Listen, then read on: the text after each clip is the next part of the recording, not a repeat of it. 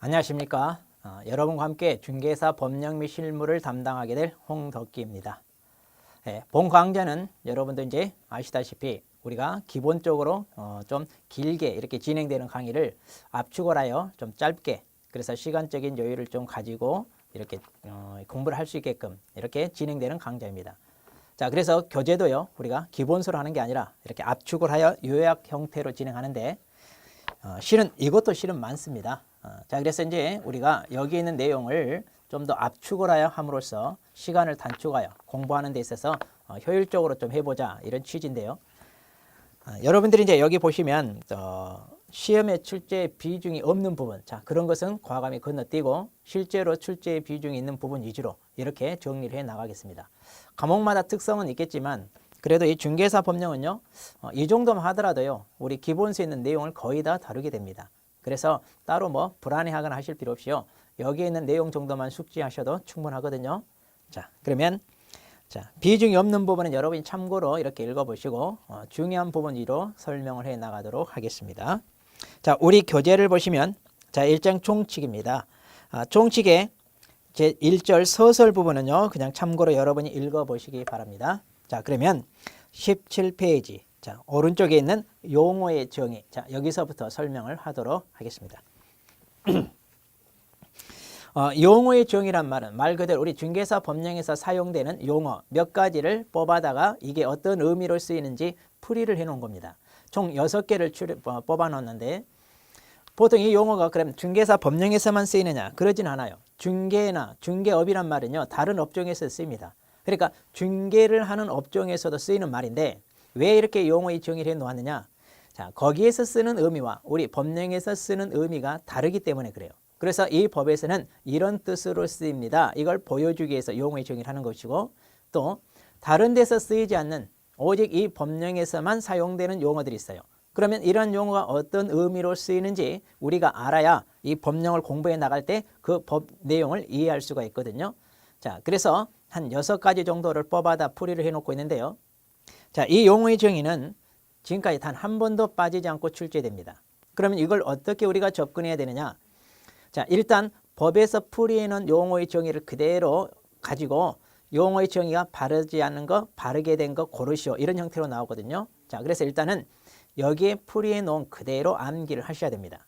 자, 그런데 이 법에서 풀이해 놓은 그 말에다 다른 것을 살짝 끼워 넣는다든가 또는 여기에서 뭔가 하나를 좀 빠뜨린다든가 이런 식으로 함정을 파는데, 그거 함정 빠지지 않기 위해서는요, 있는 그대로 정확히 암기하시는 게 일단 필요하고요.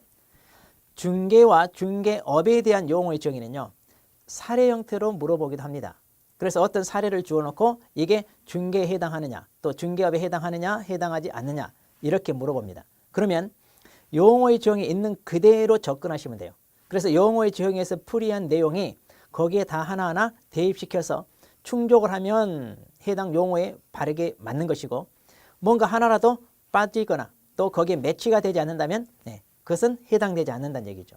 자, 그래서 용어의 정의를 여러분들은 있는 그대로 일단은 암기를 하시기 바랍니다. 자, 그러면 첫 번째 용어의 정의, 중개부터 우리가 좀 살펴보도록 하겠습니다. 자, 첫 번째 중개를 하면 뭐라고 되어 있냐? 아마 우리 법조문에 보시면 이렇게 되어 있어요. 법 제3조에 규정된 중개 대상물에 대하여, 이렇게 시작합니다.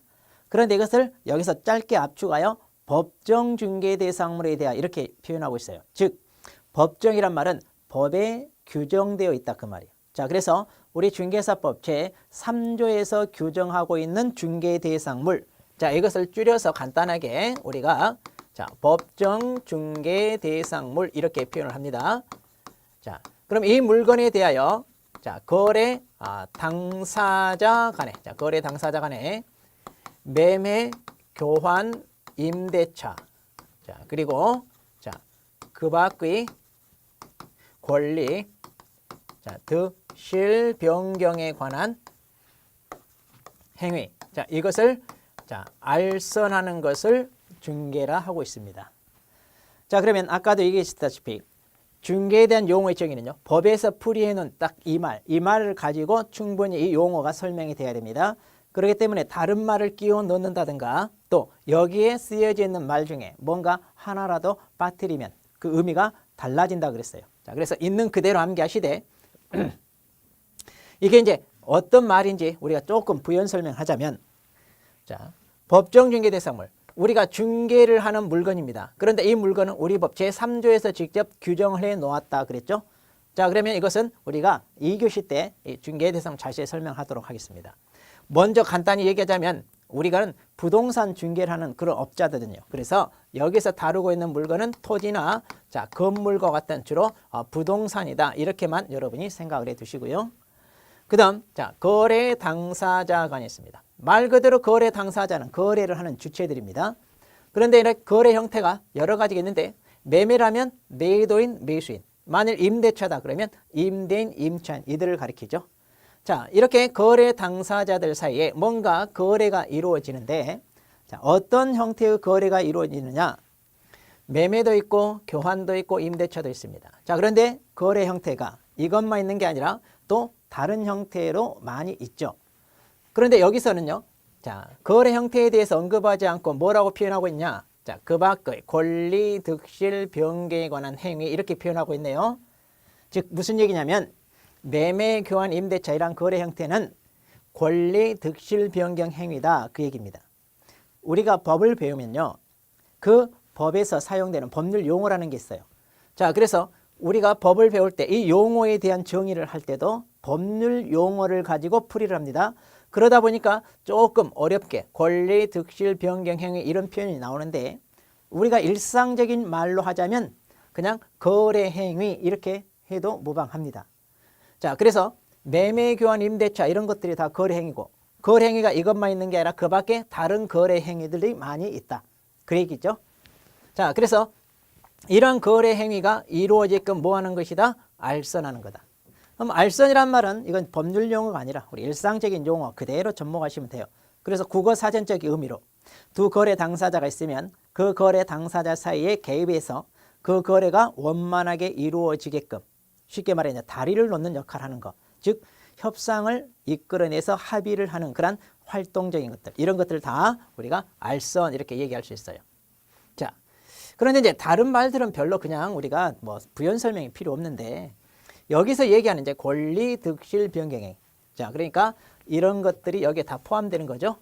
그럼 여기서 말하는 이런 권리, 득실, 변경 행위가 뭐냐 이건데 이게 이제 여러분들이 민법 시간에 맨 처음에서 배우는 그 법률 행위 파트에서 이런 걸 법률 행위다 이렇게 얘기를 할 겁니다. 자, 그런데 이제 그 법률 행위인데 자, 이런 법률 행위가 이루어지게 우리가 뭐 하는 거다? 알선하는 거다 그랬는데 조금 더 구체적으로 설명을 하자면 그 밑에 보시면 자, 중개 대상인 권리냐 또 중개 대상 행위냐 이렇게 좀 세부적으로 살펴보고 있거든요. 무슨 얘기냐면 권리, 득실, 변경 행위라고 했을 때 이때의 권리는 그럼 어떤 권리냐? 아무 권리나 다 우리가 알선할 수 있나요? 그게 아니에요. 우리가 알선할 수 있는 게 있고 할 수 없는 게 있어요. 그 다음 이러한 권리가 구체적으로 득실 변경이 이루어집니다. 이걸 민법에서 권리 변동 이렇게 얘기하는데 자, 구체적으로 득실 변경이 이루어질 때 이것도 우리가 또 알선할 수 있는 게 있고 알선할 수 없는 게 있어요. 자, 그러면 자, 왜 매매, 교환, 임대차 이런 것들이 권리, 득실 변경 행위냐? 자, 매매를 가지고 좀 얘기를 하겠습니다.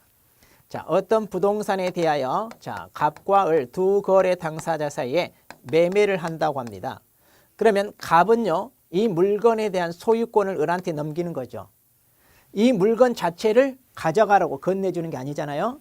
자, 그러다 보니까 매매를 놓고 안에 자세히 들여다보면 소유권이라고 하는 이 권리가 매도인 입장에서는 원래 가지고 있다가 상실, 없어지죠. 그래서 여기서 득실했을 때 이 실이 상실 이거 얘기하는 거예요. 그 다음 매수인 입장에서는 이 물건에 대한 없던 권리가 어때요? 이 소유권의 권리를 자, 취득하게 되죠. 그래서 이 득이란 말이 취득 이렇게 되는 거죠. 자, 그래서 자 보세요. 매매라고 하는 것은 뭐냐? 곧 소유권이라고 하는 권리가 득실 이루어지는 겁니다. 자, 그래서 이런 매매, 교환, 임대차 이런 것들은 곧 다 뭐다? 권리, 득실, 변경 행위다. 이런 얘기예요. 자, 그런데 이제 우리 과목에서는 이런 걸 다루지 않고 이제 이런 것은 민법에서 배웁니다. 그냥 우리는 어떻게 접근하시면 되느냐? 여기서 말한 권리, 득실, 변경 행위는 법률 행위인데 그 법률 행위 중에서도 주로 다 뭐다? 계약이라고 보시면 돼요. 거래 당사자 사이에 이루어지는 계약. 바로 그 계약이 이루어지게끔 뭐 하는 거다? 알선하는 거다. 이렇게 보시면 됩니다. 자, 그런데 우리 교재를 보시면 자, 17페이지. 거기 보시면 이제 자, 박스가 하나 있어요. 왼쪽이 중개대상 권리, 오른쪽이 중개대상이 아닌 권리. 그런데 자, 방금 얘기했듯이 이걸 좀 더 자세히 보자면 그럼 이때 권리는요. 다 우리가 중개할 수 있는 거냐? 그렇지 않은 것도 있다. 그런데 이때의 권리는 그럼 어떤 권리냐? 자, 바로 이 물건에 대한 권리거든요. 그런데 이 물건이 주로 다 뭐다? 부동산. 그러니까 쉽게 말하면 부동산에 대한 권리다. 이렇게 보시면 됩니다. 그래서 거기 보시면 대부분 다 부동산에 대한 권리는 왼쪽에 있어서 중개 대상이 되는데 자, 오른쪽에 있는 거. 자, 그래서 중개 대상이 아닌 권리는 첫 번째 질권. 자, 이것은 부동산에 대한 권리는 없습니다. 동산과 권리에 대해서만 있어요. 그리고 광업권, 어업권, 공업소유권, 상표권, 특허권, 저작권 이런 것들은 다 뭐예요? 예, 부동산에 대한 권리가 아니죠. 그래서 이러한 권리들은 여기에 해당되지 않는다. 그런 얘기입니다. 자, 그런데 이제 또 이러한 권리가 구체적으로 득실 변경이 이루어집니다. 이걸 이제 우리가 법률 행위, 그래서 민법 시간에 채권 행위, 물권 행위 이렇게 배우는데 자, 우리 교재에 넘겨서 보시면 자, 왼쪽에는 해당되는 거, 오른쪽에 해당되지 않는 것 그랬잖아요. 자, 그래서 방금 매매를 가지고 설명했죠. 매매 같은 경우는 소유권이라는 권리가 득실 변경 이루어집니다. 그러면 우리가 나서서 그것을 알선할 수 있는데 모두 다 이렇게 알선할 수 있는 게 아니라 어떤 권리 변동이 이루어지지만 우리가 알선할 수 없는 것들이 있어요. 자, 왼쪽에는요. 자, 매매, 교환, 임대차 이런 걸 보통 채권행위 그러는데 이러한 계약이 이루어질 때 우리가 나서서 알선할 수 있어요. 또 지상권, 지역권, 전세권, 저당권 설정 계약이랄지 이전 계약 이런 것도 우리가 나서서 알선할 수 있습니다. 자, 그런데 오른쪽. 자, 이러한 권리가 자, 상속에 의해서 넘어갑니다. 그러면 그런 상속 자체는 우리가 나서서 알선할 수 있냐? 없어요. 그런데 상속도 소유권이 변동이 이루어지거든요. 그렇지만 우리가 나서서 알선할 수 없기 때문에 그런 중개할 수 없고요. 증여도 당사자 사이에 이루어지는 계약 형태이지만 일방의 의사표시로 소유권이 바로 넘어가는 형태입니다. 협상의 여지가 없어요. 자, 그래서 우리가 알선할 수 없습니다. 자, 이런 식으로 우리가 어떤 권리 변동이 이루어지지만 즉 한쪽에서 다른 한쪽으로 어떤 권리가 넘어가지만 우리가 거기 개입해서 협상을 하게끔 알선할 수 있어야 되는데 이렇게 협상의 여지가 없이 바로 넘어간다든가 법률의 규정에 의해서 소유권이 넘어가는 걸로 인정한다든가 이런 경우에는 자, 알선할 수 없기 때문에 자, 그런 것은 중개 대상이 되지 않는다. 그래서 거기 색깔이 칠해져서 법정 지상권이 성립되거나 유치권이 발생하거나 이런 경우는요. 법률의 규정에서 바로 인정되기 때문에 자, 이러한 권리 변동은 우리가 알선할 수 없습니다. 조금 복잡한 내용인데요. 자, 우리 시험에서 이런 것까지 자세히 물어보진 않아요. 단지 중개에 대한 용어의 정의가 뭔지 이것만 조금 이해하시면 됩니다. 자, 그럼 이것을 좀 더 간단하게 그림으로 그리면 이렇게 보시면 돼요. 자, 법정 중개 대상물에 대하여 거래 당사자 간에 그 다음 매매, 교환, 임대차, 그 밖의 권리, 득실, 변경 행위 그런데 자, 이런 것들이 다 뭐다? 거래 행위. 그러니까 바로 이런 거래 행위가 이루어지게끔 뭐 하는 거다? 알선하는 거다. 그래서 이제 이런 거래가 이루어지게끔 알선하는 거다. 그럼 이게 뭐냐? 예, 이게 중개다. 이렇게 보시면 돼요. 자, 그래서 이제 자, 우리 교재 18페이지 보시면 거기 3번에 중개의 3요소 그랬죠. 그러니까 중개가 이루어지기 위해서는 가장 중요한 세 가지 요소. 자, 물건이 있어야 되고 그 물건에 대해서 거래를 하는 거래 당사자들이 있어야 되고 거래 당사자 사이에랑 거래가 이루어지게끔 알선하는 주체가 있어야 된다. 그래서 이 그림을 보면 이게 세 가지 중요한 요소다. 그 얘기고요. 다시 그 위쪽 양가로 2번에 보면 중개행위의 법적 성격이 나와요. 자, 그럼 이렇게 알선하는 거. 자, 이게 곧 뭐냐? 중개. 또 이걸 다른 말로 중개행위 이렇게 얘기하는 거예요. 즉 거래가 이루어지게끔 알선하는 것 중개행위인데 그럼 중개행위는 어떤 성질을 갖나요? 이건데요. 자, 첫 번째 1번. 법률 행위가 아니라 거래 당사자 간의 거래 행위 성립에 조력하는 사실행위다. 자, 그러면 우리가 알선을 어떻게 하나요? 자, 이 물건에 대하여 두 거래 당사자 사이의 거래가 이루어지게끔 우리가 나서서 협상을 이끌어내는 거죠. 그러기 위해서는 물건을 소개하기 위하여 먼저 물건에 대한 내용을 파악합니다. 그리고 이걸 취득하겠다는 사람한테 소개를 해요. 그리고 좀 자세히 소개하기 위해서 현장에 데리고 와서 안내하기도 하고요. 그렇게 해서 충분히 브리핑을 해서 자, 이걸 사도록 만든 다음 최종적으로 계약서를 작성해서 주잖아요. 자, 바로 그런 것들이 알선이고 중개행위입니다. 그러니까 우리가 하는 것은 물건에 대한 조사들 하고 브리핑을 하고 현장 안내하고 이런 것들을 뭐라고 하느냐? 이런 것들을 사실행위 이렇게 해요. 그러니까 법률 행위에 대해 상대적으로 쓰는 말인데 법률 행위는 바로 갑과 을, 거래 당사자 사이에 이루어집니다. 즉 매매, 교환, 임대차 이런 계약인데 이런 계약들이 바로 법률 행위예요. 그런데 우리가 하는 중개는요. 바로 그 법률 행위를 우리가 하는 게 아니라 이 법률 행위가 이루어지게끔 사실 행위로 이루어지는 거죠. 자, 두 번째. 또 의뢰인의 사자 심부름꾼이죠. 또는 대리인으로서의 행위가 아니라 독자적 행위다. 그러니까 의뢰인이 우리 찾아와서 이 물건 좀 팔아주세요 라고 의뢰를 합니다. 그러면 일일이 이 사람이 우리한테 지시 간섭하고 하나요? 안 하죠. 우리가 알고 있는 법률 지식과 노하우를 가지고 열심히 알아서 띱니다. 즉 독자적인 행위다. 또 이 의뢰인의 대리인으로서 우리가 직접 이런 사람과 계약을 하는 게 아니죠. 계약은 당사자들이 합니다. 우리는 그 계약이 이루어지게끔 옆에서 도와주는 거죠. 그래서 3번에 바로 거래 당사자 거래 성립을 위한 사전적 보조적 준비 행위다. 이렇게 얘기합니다. 자, 그래서 이제 우리는 자, 독자적인 행위고요. 그 다음에 보조적 이런 준비 행위다. 이런 얘기입니다. 자, 그러면 거기에 보니까 중개의 종류가 있고요. 오른쪽에 중개와 타 개념 구별해가지고 도표가 있는데 이건 그렇게 출제 비중이 없어요. 그냥 참고로 보시고요. 자, 오른쪽에 그 판례를 보시면 자, 이 판례를 간단히 설명합니다. 자, 첫 번째 어떤 행위가 중개행위에 해당하는지 여부를 어떻게 판단할 거냐.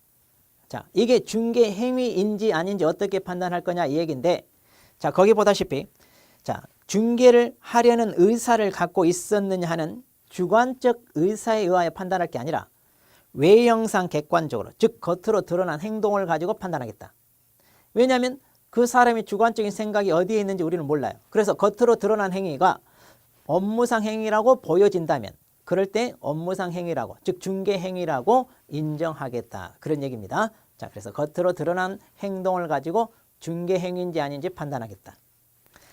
그 다음에 2번입니다. 중개 행위가 그럼 거래 당사자 쌍방으로부터 의뢰를 받아야만 중개라는 게 이루어지고 일방으로 받으면 이루어지지 않나요? 그건데 자, 이렇게 중개가 이루어지려면 일단 매도인, 매수인 이렇게 양쪽으로 의뢰를 받아서 이루어지는 거 이게 일반적인 형태입니다. 그런데 꼭 이렇게 쌍방으로만 의뢰받아야 이루어지는 게 아니라 일방으로만 의뢰받아도 이루어지나요? 공동중개를 떠올리면 돼요. 자, A라는 사람이 물건을 팔아달라고 갑이라는 개업공인중개사한테 의뢰하고 B라는 사람은 물건을 사겠다고 만일 을이라는 개업공인중개사에게 의뢰를 합니다. 그럼 이 둘이 서로 협조를 해가지고 자, 이 두 사람 사이의 계약을 성사시킵니다. 자, 그러다 보니까 얼마든지 중개가 이루어지죠. 그래서 이렇게 한쪽으로만 의뢰를 받아도 협조를 하게 되면 중개라고 하는 것은 이루어진다. 이런 얘기입니다. 자, 이렇게 해서 이제 중개란 용어의 정의를 살펴봤고요. 자, 그 다음 두 번째 중개업에 대해서 살펴봅니다. 자, 중개업이. 자, 중개업 뭐라고 했냐면 세 마디가 필요해요. 자, 다른 사람의 의뢰에 의하여 자, 일정한 보수를 받고 그 다음 중개를 업으로 하는 걸 말한다 그랬네요. 자, 그러니까 중개업은 쉽게 말해 중개를 업으로 한다 이러면 돼요. 자, 그러니까 방금 얘기했던 여기 중개라는 이 행동이 들어와야겠죠. 즉 거래 당사자 사이에 뭔가 거래가 이루어지게끔 알선하는 행동이 어떻게 업으로 이루어져야 된다. 자, 그런데 이렇게 거래가 이루어지게끔 알선을 하려면 먼저 의뢰가 있어야 되겠죠. 그 다음 업이라고 합니다. 업은 뭐예요? 일종의 영업이죠. 즉 돈을 벌기 위한 수단으로 하는 게 영업이거든요. 그러니까 거기에 대한 대가가 있어야 됩니다. 자, 그렇게 해서 이제 업으로 이루어져야 된다 이건데 그럼 업이 되기 위해서는 어떻게 하는 게 업입니까? 자, 이것도 이제 사회 통념적으로 어떻게 판단하느냐. 계속 반복적으로 이루어져야 되고요. 그 다음 영리 목적으로 이루어졌을 때 보통 우리가 업이다 그럽니다. 그러니까 계속 반복적이 아니라 우연한 기회에 한 번 정도 이루어지는 거, 이걸 가지고 업이라고 하지 않아요. 그 다음 영리 목적이 없습니다. 즉 무상으로 이루어집니다. 이런 경우는 우리가 봉사 또는 서비스 이런 표현을 쓰지 업이란 표현을 쓰지 않아요. 자, 그래서 이런 경우라면 업이 되지 않겠죠. 자, 그래서 계속 반복 영리 목적으로 이루어져야 되는데, 자, 어디를 보시냐면 우리 교재 20페이지. 자, 거기 동그라미 2번 해보십시오. 자, 거기 보시면 업인지 아닌지 어떻게 판단하느냐 해서 판례가 얘기한 게 있는데, 거기 그렇게 되어 있습니다. 자, 반복, 계속성, 영업성 등 유무와 그 행위의 목적, 규모, 횟수, 기간, 태양 등 여러 사정을 종합적으로 고려하여 사회의 통념에 따라 판단한다 그랬습니다. 자, 그러니까 이런 얘기는 무슨 얘기냐면 꼭 횟수만 가지고 따지면 한 번이니까 업이라고 할 수 없잖아요. 그런데 이 사람이 사무실을 개업하여 오픈을 하고 자, 의뢰를 받아 영업을 합니다. 그럼 맨 처음 한 사람한테 의뢰를 받아서 지금 중개를 했을 때 비록 중개는 한 번 했어요. 그런데 사무실 오픈하고 그 다음에 본격적으로 할 생각으로 이런 업무를 했을 때는 앞으로 계속 반복적으로 할 게 예정되어 있죠. 그러니까 이런 경우는 업이라고 할 수 있다는 얘기죠. 또 무자격자가 자, 불법으로 사무실 개업해 놓고 합니다. 사무실을 개업했다는 얘기는 뭐예요? 계속 반복적으로 할 게 예정되어 있죠. 그러니까 비록 한 번만 하다가 걸렸다 하더라도 그런 경우는 뭐가 된다? 업으로 한 것이 된다. 이렇게 판단할 수 있다. 그런 얘기입니다. 자, 그래서 여러 사정을 종합적으로 고려하여 판단한다. 그랬습니다. 자, 그런데 이제 중요한 건요. 거기 동그라미 3번에 중개행위자의 등록 여부, 자격 취득 여부는 중개업 요건과 무관하다 그랬는데, 자, 이거 조심하세요. 자, 중개도 그러고 중개업도 그러고 우리 중개사법상 중개와 중개업에 대한 용어의 정의에 부합하기 위하여 공인중개사 자격이 있는 사람이 해야 된다. 또 중개사무소 개설 등록을 하고 그러니까 정식으로 적법 절차를 거쳐서 등록을 받은 다음에 이런 걸 해야 중개가 되고 중개업이 되느냐. 그것과는 상관없어요. 여기에 공인중개 자격이 있는 사람이 알선해야 된다. 공인중개사 자격이 있는 사람이 업을 해야 된다. 이런 말 없어요. 또 중개사무소 개설 등록을 하고 해야 된다. 이런 말 없어요. 즉 무자격, 무등록업자가 여기에 맞는 행동을 하게 되면 우리 중개사법상 중개가 되고 중개업이 된다는 얘기입니다. 자, 그래서 혼동하면 안 돼요. 중개와 중개업이냐 아니냐 물어봤을 때는 여기 있는 이런 말만 충족하면 중개가 되고 중개업이 됩니다. 단지 자격을 취득하고 등록을 하고 이런 걸 해야 적법한 중개업이 되겠죠. 자, 그래서 적법한 행위냐 아니냐와 단순히 용어에 맞는 행동이냐 아니냐 이거 구분하셔야 돼요. 자, 그 다음에 자, 또 4번에 보시면 거기 부동산 종류 거래 유형에 특정되더라도 무방하다 그런데 자, 이렇게 중개업을 하는데 나는 이 물건을 토지만 전문으로 취급할래. 그래서 토지만 계속 반복으로 합니다. 업이죠. 나는 거래 형태, 여기죠. 매매 교환 임대차 그 밖에 여러 거래 형태가 있는데 나는 주로 매매만 계속 반복 중개할래. 그래서 거래 형태가 특정되더라도 계속 반복 이루어진다면 여전히 업이다 그거죠. 하나를 선택해서. 그 다음에 동그라미 5번 중개업이 부수적으로 행해지더라도 계속 반복적으로 하면 중개업에 해당한다 그랬는데 자, 이거 좀 잘 들으셔야 돼요. 자, 어떤 사람이 자, 부동산 컨설팅 사업을 하겠다고 사업자 등록을 하고 영업을 합니다. 그러면 이제 이 사람은 중개업은 아니에요. 자, 그래서 컨설팅 사업을 하겠다고 사업자 등록을 내고 사업을 할 수 있는데 이러한 사업을 하다가 보니까 중개업도 같이 이루어집니다. 그러다 보니까 중개업이 자, 이 주된 사업에 부수적으로 조금씩 이루어지고 있어요.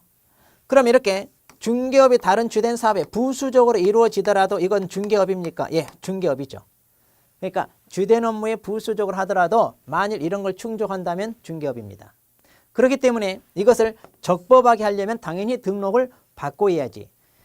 부수적으로 행해진다고 해요. 적법조차 필요 없이 그냥 하게 되면 이것은 무등록 중개업이 되어 처벌받습니다. 자, 그래서 부수적으로 행해진다 하더라도 중개업이다. 따라서 적법하게 하기 위해서는 등록을 받고 해야 된다. 이런 얘기입니다. 자, 그리고 이제 앞으로 넘어와서 아까 하나 안 하고 넘어간 게 있어요. 자, 19페이지. 19페이지 맨 밑에 하단 1번. 자, 중개보수 수수 여부. 자, 우리 법 용어의 정의에서 중개업이 되기 위해서는 요 보수를 받아야 된다고 그랬잖아요. 자, 그런데 여기 판례가 하나 있는데 뭐라고 되어 있느냐면 거래 당사자들로부터 중개보수를 현실적으로 받지 아니하고 단지 보수를 받을 것을 약속 요구하는 데 그친 경우에는 중개업에 해당한다고 할 수 없다. 그러니까 자, 내가 당신들 계약 성사시켜주면 중개보수를 얼마 줄 거요? 자, 이렇게 약속하고 중개를 했습니다. 그리고 약속한 대로 중개보수 달라고 요구를 했는데 아직 현실적으로 주고받고 그건 안 했어요. 그러다 보니까 실질적으로 받은 게 없다는 얘기죠. 그러면 뭐다? 업이다 아니다? 아니다. 왜? 우리 법에서 보수를 받아야 된다고 했기 때문에. 보수를 받지 않았다면 업이다 아니다? 아니다. 그런 얘기입니다. 네. 자, 이렇게 해서 이제 우리가 중개와 그 다음 중개업에 대해서 살펴봤고요. 자, 세 번째 개업 공인중개사 보겠습니다. 자, 세 번째 개업 공인중개사인데, 자, 이 법에 의하여 중개사무소 개설 등록을 한 자 그랬습니다. 예전에는요 중개업자 그랬어요. 그런데 용어가 개업 공인중개사. 자, 공인중개사라고 하는 전문 자격을 취득했는데 왜 그 이름으로 불러주지 않느냐 이렇게 해서 좀 바뀌었습니다. 자, 그래서 여기 보다시피 공인중개사 자격을 딴 사람이 뭐 했다? 개업을 했다. 이런 개념입니다. 자, 그래서 이제 이 법에 의하여 자, 중개사무소 개설 등록을 한 자 이랬는데 가장 중요한 게 뭐냐? 자, 이렇게 개업하고 싶다면 자기 마음대로 개업할 수 있는 게 아니라 바로 이 법, 즉 우리 중개사법에 따라 그 절차를 거쳐서 최종적으로 뭐 해라? 등록을 받아라 그거예요. 그러니까 행정청으로부터 허락을 받아야 한다. 자, 이것은 이제 다음에 우리가 자세히 배울 거예요. 자, 이렇게 해서 이제 사무실 개업한 사람을 개업공인중개사인데 거기 보니까 종류가 세 종류가 있어요. 자, 세 종류 보니까 어떻게 되냐면 첫 번째 법인인 개업공인중개사. 자, 법인인 개업공인중개사는 뭐냐? 법인 형태를 설립하여 이렇게 등록을 받은 걸 말해요. 이걸 이제 우리가 중개법인 그러는데 거기 보시면 가로 안에 특수법인이란 말이 나와요. 그러니까 법인인 개업공인중개사는 지금 두 종류가 있다는 얘기예요. 자, 중개법인과 그 다음 자, 특수법인인데 자, 원래 중개업을 하기 위하여 회사 형태를 하나 설립해서 나는 회사 형태로 하겠다라고 등록을 받으면 그게 바로 중개법인. 그러니까 법인인 개업공인중개사 하면 대부분 다 이걸 가리킵니다. 그럼 특수법인은 뭐냐? 자, 원래 중개업 하려고 만든 법인이 아니에요. 자, 본래의 사업을 하려고 만든 법인이 있는데 그 법인을 설립하는 그 법률에 어떤 규정이 있느냐면 중개업을 하려고 만든 건 아니지만 예외로 중개업도 할 수 있다는 규정을 두고 있는 그러한 법인들이 있어요. 자, 이거 저 뒤에 나중에 자세히 볼 거예요. 조금 살펴볼 거예요. 그러니까 다른 주된 업무가 있지만 예외로 중개도 할 수 있게끔 허용되는 법인들이 몇 개 있는데 그걸 갖다가 이제 우리가 특수법인 이렇게 얘기합니다. 자, 이것은 뭐 그렇게 시험에 자주 안 나오고요. 주로 우리는 이쪽을 신경 쓰시면 됩니다. 그 다음에 두 번째 공인중개사인 개업공인중개사. 우리 주변에 있는 대부분의 개업공인중개사가 다 이거죠. 공인중개사를 자격을 따서 개업했다. 그래서 공인중개사인 개업공인중개사죠. 그 다음 세 번째. 자, 이걸 잘 들으셔야 돼. 법 부칙 제6조 제2항에 따른 개업공인중개사 그랬습니다. 자, 이것을 간단하게 중개인 이렇게 부르기도 하는데 자, 이것은 연역적으로 탄생한 경우입니다. 자, 우리 교재 앞으로 오셔가지고 16페이지. 자, 16페이지 맨 앞에 보시면 연역이 나와요. 그 연역을 잠깐 보죠. 자, 예전에도 이런 업종에 종사하는 사람이 있었습니다. 자, 그래서 이제 우리가 쭉 보다 보니까 해방을 맞이하고요. 거기 보시면 1961년도 소개영업법이 나와요.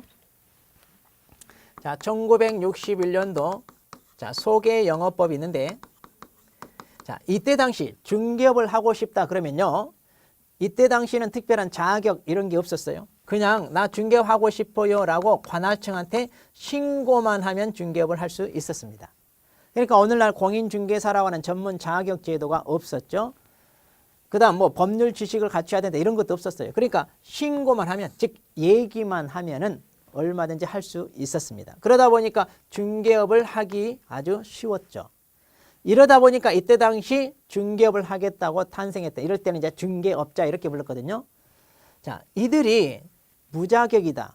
또 학식도 이런 경험도 부족한 사람들이 많이 하다 보니까 각종 중개 사고가 많이 터져요.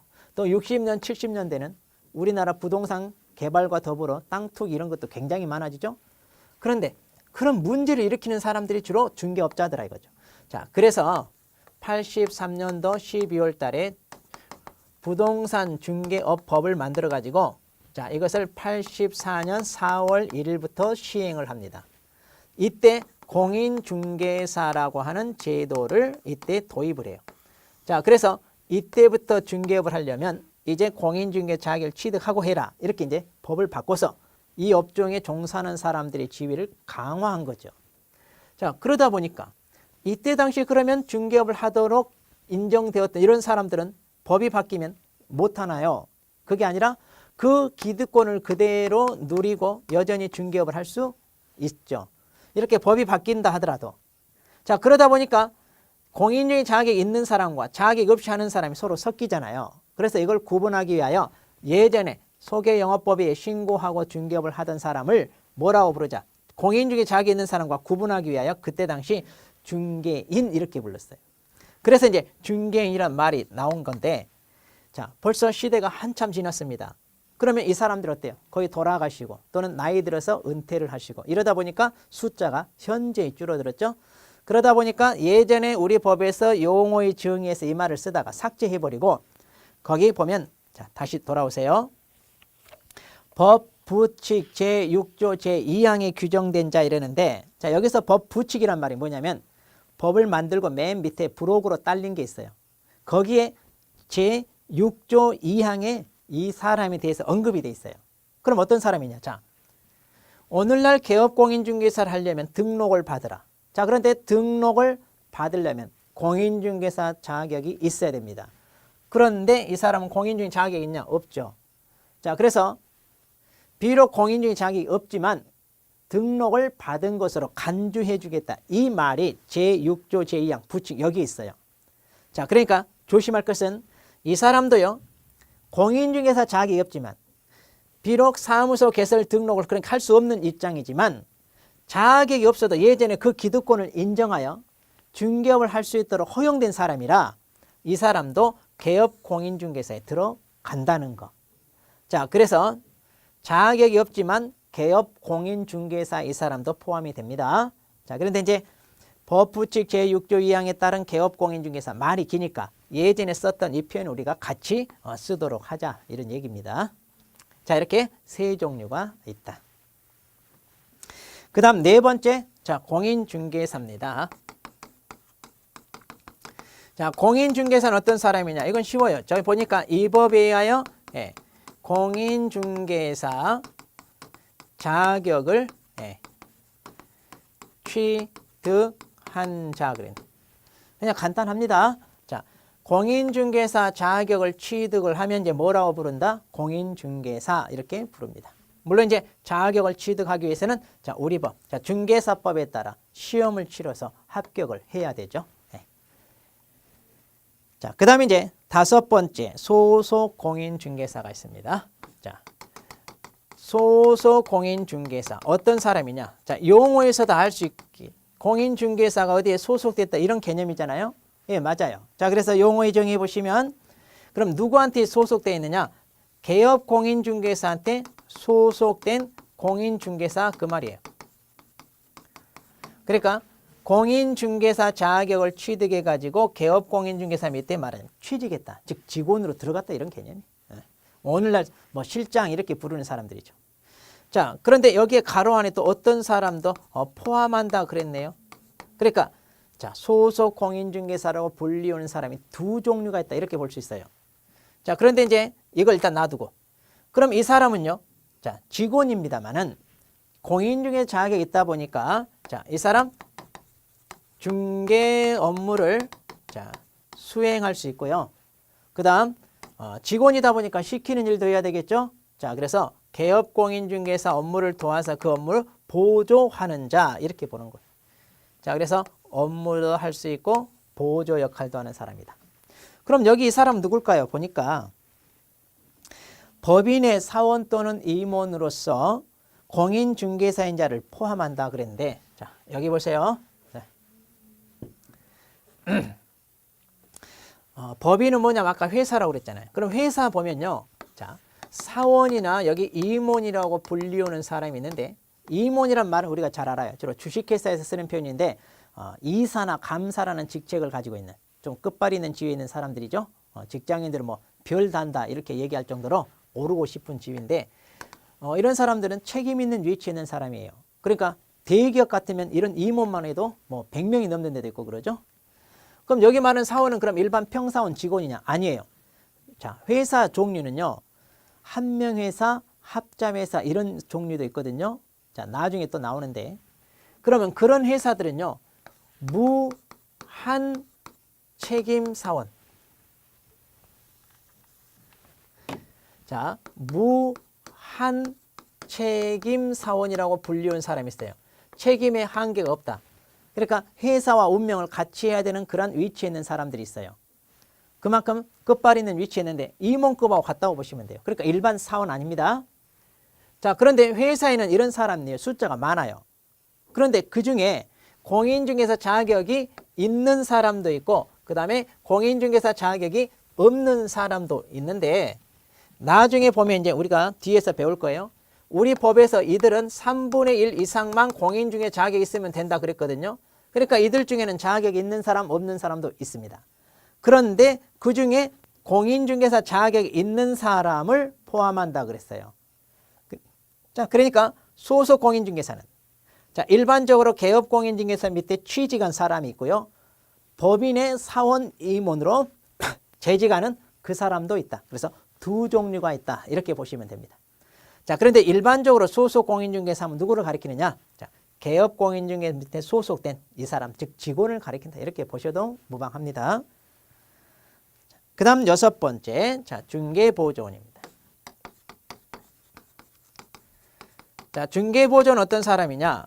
자, 여기도 똑같아요. 개업 공인중개사가 아닌 자로서 개업 공인중개사에 소속된 사람. 그러니까 용어의 정의에서 달죠. 자, 개업 공인중개사에 소속이 되어 있는데 이 사람은 공인중개사가 아닌 자죠. 아닌 자. 그러니까 자격이 없이 말하자면 취직됐다 이렇게 보시면 돼요. 자, 이 사람은 공인중개사 자격이 없는 사람이에요. 그래서 중개 업무를 할 수 있냐? 못해요. 그럼 뭐 하느냐? 자, 중개 대상물에 대한 현장 안내. 자, 의뢰인이 집 보러 왔어요. 땅 보러 왔어요. 데리고 와서 보여주는 거. 그 다음에 일반 서무. 자, 사무실에서 전화 받고 그 다음에 청소하고 손님 오면 차 대접하고 그 다음에 등기소 가서 등기 떼우는 심부름하고 이런 것처럼 자, 개업 공인중개사를 도와서 단순한 업무를 보조하는 역할이다. 이렇게 보시면 돼요. 자, 이렇게 해서 이제 있는데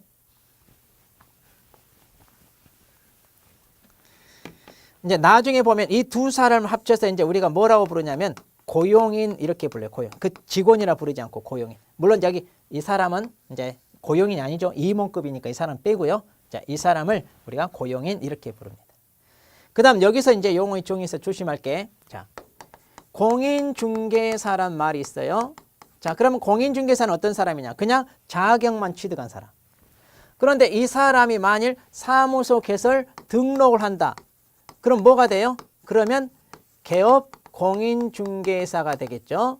자, 그런데 이 사람이 만일 취직을 합니다. 그러면 고용인으로 취직할 수 있고 법인의 사원 임원으로서 이렇게 재직할 수 있어요. 그럼 이 사람을 뭐라고 부르냐? 소속 공인중개사. 자, 이렇게 불립니다. 그러니까 공인중개사란 말이 들어가더라도요. 자, 지금 어때요? 이 사람은 다 다른 사람입니다. 자, 그래서 구분을 좀 잘 하시기 바랍니다. 자, 이렇게 해서 이제 용어의 정의 6개인데요. 자, 맨 처음에 얘기했다시피 용어의 정의가 바르냐, 바르지 않냐 이렇게 물어봐요. 그러면 여기에서 풀이에 있는 그대로 접근하셔야 됩니다. 자, 그래서 여기에다가 다른 말을 살짝 끼워 넣어가지고 함정을 파고 뭔가 빠뜨려가지고 함정을 파고 그래요. 그래서 있는 그대로 암기하시고 그리고 중개와 중개업은 사례 형태로 물어보는데 여기 있는 말이 있는지 없는지만 자, 대입시켜가지고 그게 다 매치가 된다면 해당되고 뭔가 하나 더 맞지가 않으면 네, 틀린 것이 되겠죠. 자, 이렇게 해서 이제 여러분이 접근을 하시면 되겠습니다. 자, 이 시간은 여기까지 보도록 하죠.